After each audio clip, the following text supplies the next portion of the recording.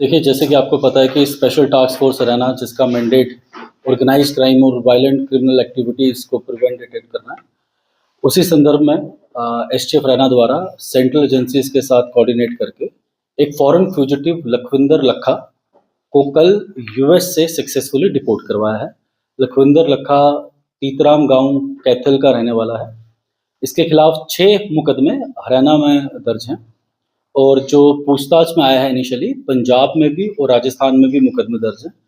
जो हरियाणा में मुकदमे दर्ज हैं वो एक्सटॉर्शन के रिलेटेड हैं। उन 6 केसेस में से एक केस जो अम्बाला में है 2023 का, उसमें एक्सटॉर्शन, अटेम्प्ट टू मर्डर और यूज़ ऑफ फायर आर्म है। उसकी इन्वेस्टिगेशन एसटीएफ यूनिट अम्बाला कर रहा है। उसमें 7 अपराधी पहले गिरफ्तार कर चुके हैं और 8वीं गिरफ्तारी लखविंदर लखा की होगी। और जैसे-जैसे तथ्य सामने आगे आएँगे, अभी हम उसे कंसर्न कोर्ट में पेश करेंगे, पुलिस रिमांड लेंगे। जो भी पुलिस रिमांड में इन्वेस्टिगेशन में जो भी तथ्य सामने आएँगे, उस पे हम कार्रवाई करेंगे और आप सभी media, social media, print media, electronic media सबसे इन्फॉर्मेशन साझा करेंगे। सर, कब से ये एक्टिव है इस लाइन में और किसके साथ में?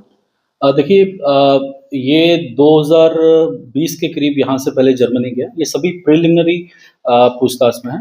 1.5-2 साल ये जर्मनी रहा, फिर ये यूएस गया।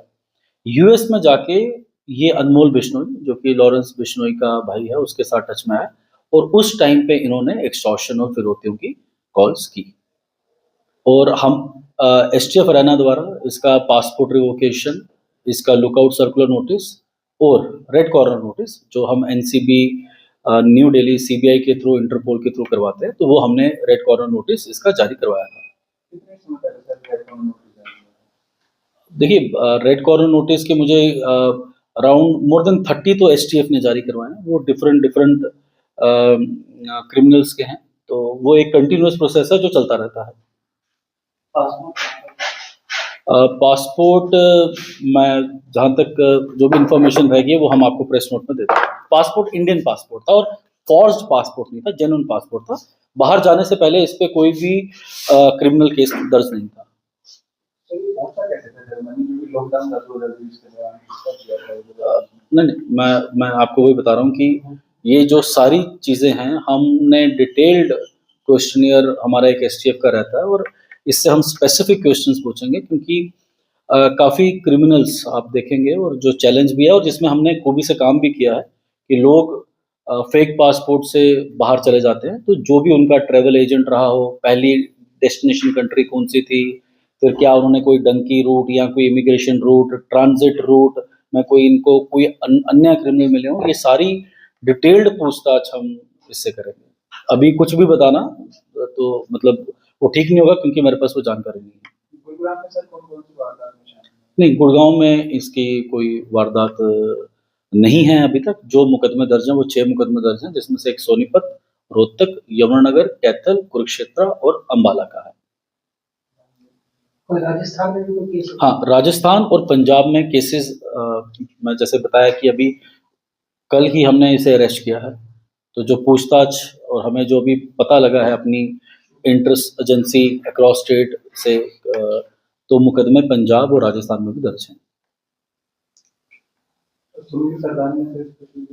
सुनील सरदाना बेसिकली सोनीपत का है। वो गुड़गांव में पीछे 3 वारदातें हुई थी। एक राहुल फैजलपुरिया सिंगर है, उस पे फायरिंग हुई थी। एक रोहित शौकीन का मर्डर हुआ था और एक रहेजा करके बिल्डर्स हैं, उन पे फायरिंग हुई थी।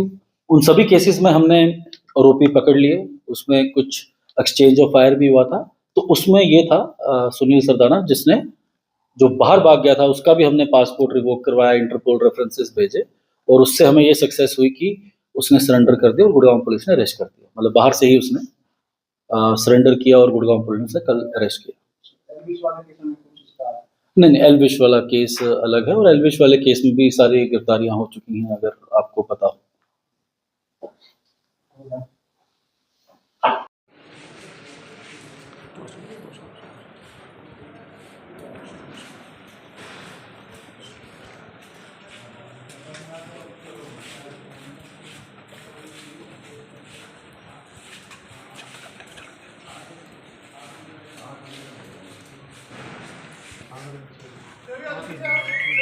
ये कर रहे मैं ही आ रहे।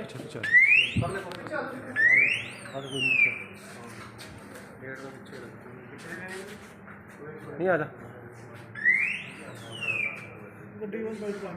कोई